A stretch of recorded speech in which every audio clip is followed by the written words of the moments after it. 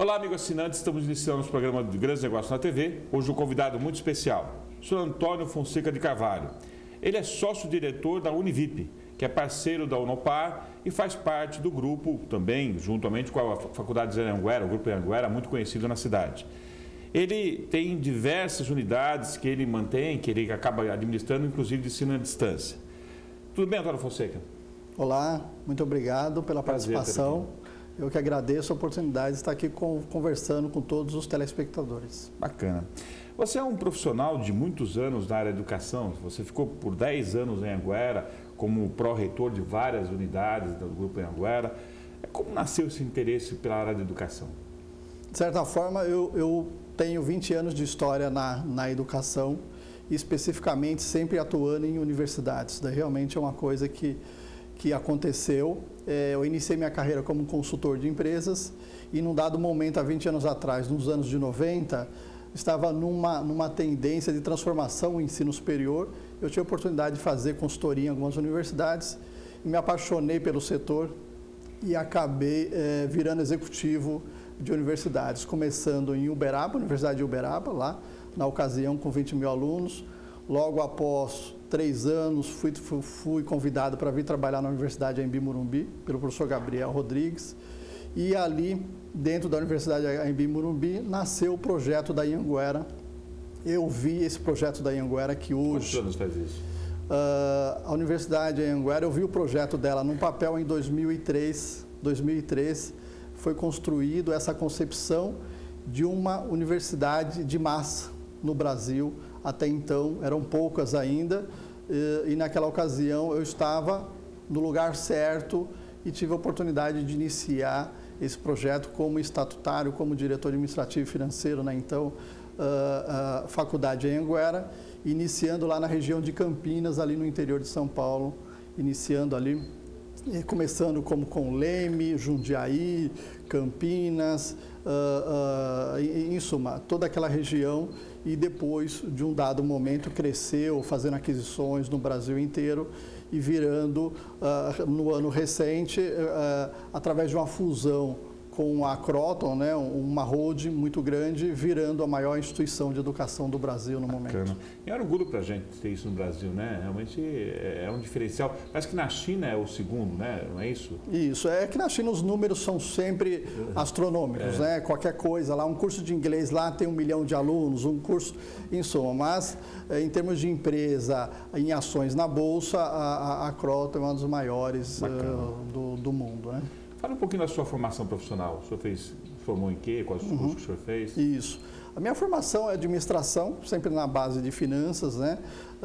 E nessa trajetória fiz muitas consultorias em termos de reestruturação e nas atividades dentro das universidades, sempre atuando na gestão das instituições, nunca dentro de uma sala de aula, mas sempre na gestão, na construção, na estruturação, na montagem, na aquisição, em suma, sempre dentro do trabalho de gestão das universidades, atuando como pró-reitor administrativo em várias instituições, inclusive nas instituições que a Anhanguera adquiriu em São Paulo, tanto a antiga Uniban, que virou a Anhanguera, na Torricelli aqui em Guarulhos, quando foi adquirida pelo Paulo Cesso, participei da aquisição, em suma, das várias instituições eu também fiz o trabalho de integração. Quando adquiria uma instituição, eu iria lá e fazia todo o trabalho de adequação daquela instituição para os modelos da Anhanguera na ocasião. Bacana.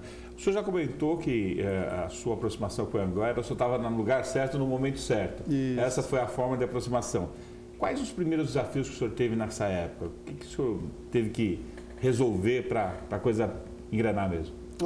Se a gente for olhar em 2003, naquele momento, as instituições de ensino eram basicamente instituições filantrópicas ou sem fins lucrativos. Sim. Naquele momento, o país está vivendo um momento de transição e transformação no segmento educacional. Naquela ocasião, surgiu o ProUni, foi feita uma construção de uma legislação e essa legislação, naquele momento, ela mudou a concepção de educação, de empresa. As instituições de educação viraram empresas no país naquele momento. E aí surge uma Anhanguera pensando em quê? Em ser uma empresa privada com finalidade lucrativa, que até então era muito, não havia essa concepção no país. Então, naquele momento a gente criou, eu participei da criação de um modelo de negócio muito interessante, não tinha isso. E além disso, né, além de você criar uma empresa com finalidade lucrativa no setor de educação, também foi criada uma concepção de uma empresa de grande porte, uma empresa grande, né? Sempre naquele momento havia pequenas instituições com 1.000 alunos, 2.000 alunos, 3.000 alunos, eram poucas aquelas que tinham acima de 5.000 alunos. E, no entanto, foi feito um projeto para quê? Para que montasse uma empresa destinada à classe C, uma empresa de educação que tivesse condição de ofertar cursos de graduação de massa. O setor de financiamento para o setor de educação sempre foi muito restrito, sempre foi muito difícil.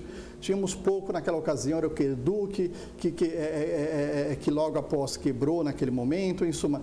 Sempre foi muito difícil financiar o setor as classes menos favorecidas. E aí a Anhanguera também tinha essa concepção. O que é?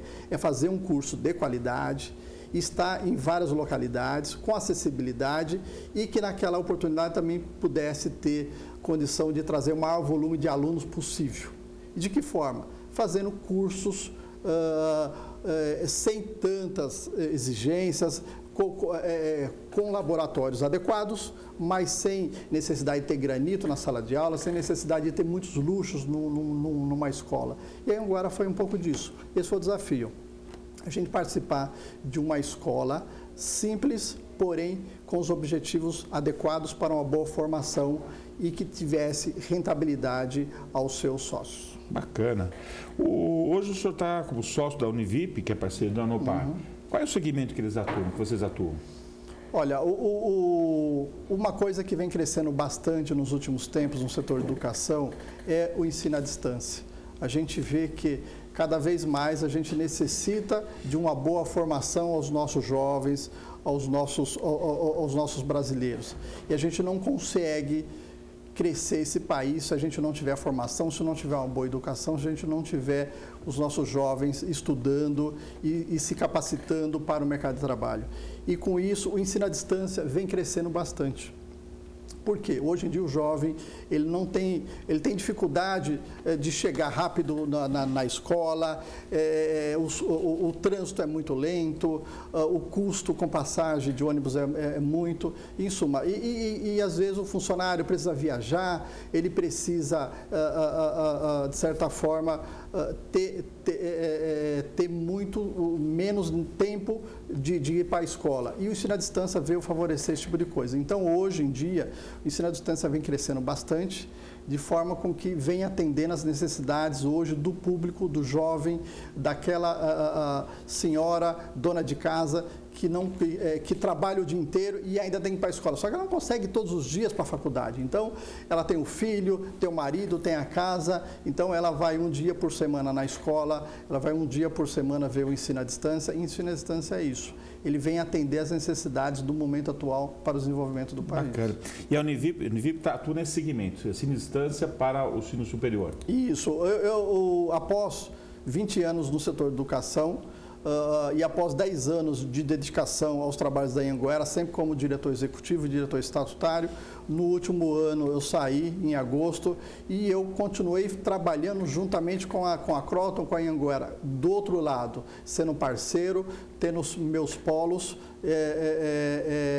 ofertando o ensino à distância em diversas localidades, e aqui em Guarulhos especificamente, onde também temos um polo. E essa tendência do ensino à distância no ensino superior é uma tendência mundial? A gente está acompanhando essa tendência? Então, eu diria que a gente vem crescendo bastante. Nos últimos 10 anos, se a gente for identificar, a gente tinha lá em torno de 500 mil alunos. Né? Após 10 anos, a gente tem em torno de mais de 2 milhões de alunos no ensino superior, crescendo mais de 2.000% nesses 10 anos recentes, que realmente, aos poucos, o jovem está identificando como ensino à distância uma grande oportunidade, uma grande forma de você fazer o seu curso superior. E isso o senhor está enxergando que o Brasil está caminhando por isso? É cultural isso em outros países, o ensino à distância? Eu diria que no Brasil ainda é muito recente, né? Mas em vários outros países, na Europa, no próprio Estados Unidos, realmente já é muito forte o ensino à distância, com menos restrições, com menos, de certa forma, dificuldade na oferta. E o Brasil, como toda tendência, vem, de certa forma, acompanhando, com menos velocidade, claro, mas o Brasil é um país que realmente, tudo que se refere à internet, tudo que se refere à tecnologia, o Brasil realmente ele vai muito rápido, ele cresce bastante rápido. E o ensino à distância nos últimos anos vem crescendo bastante, e eu diria que é a forma de ensino em várias modalidades, não só no ensino superior, como também nas várias modalidades, realmente deverá crescer muito ao longo dos próximos anos. Bacana, eu vejo um fantástico isso em todos os aspectos, citaria até mais um exemplo, a questão de segurança, né? Claro. Muitas vezes a gente está à rua de noite, isso é perigoso, então existem inúmeros fatores que são favoráveis ao ensino à distância. Como funciona isso na prática? A grade curricular é a mesma? É feito através da internet, através de softwares apropriados? Como é o aluno estuda? Então, o ensino à distância, a gente tem algumas formas de entrega. A gente tem a forma da entrega pela internet, que é aquela forma de entrega pela internet. O aluno necessariamente não precisa ir até o polo ou a faculdade. Ele vê todo o seu curso à distância e ele tira as dúvidas via internet também, com tutor à distância. E se ele também tenha mais dúvidas e ele tem interesse e presencialmente tirar dúvida, ele vai até um polo ou uma faculdade, no nosso caso especificamente um polo, em que hoje a Kroton tem mais de 500 polos distribuídos para o Brasil, e aqui em Guarulhos mesmo nós temos um polo aqui perto do Parque Maia, recente, tá? E aí o aluno ele consegue tirar as dúvidas lá no polo, ele tem biblioteca se ele precisar. Em suma, hoje o tal ensino à distância, ele não é mais uma promessa, ele é uma realidade e atende todas as necessidades hoje que o indivíduo precisa, o jovem precisa. Bacana. Antônio Fonseca, vamos dar um pequeno intervalo agora para os comerciais. Teremos o segundo bloco com o nosso convidado de hoje, falando um pouquinho mais sobre a sua experiência e a questão desse segmento bastante importante de estudo no superior, no ensino à distância. E espero você, então, no segundo bloco com o nosso convidado de hoje. Até lá.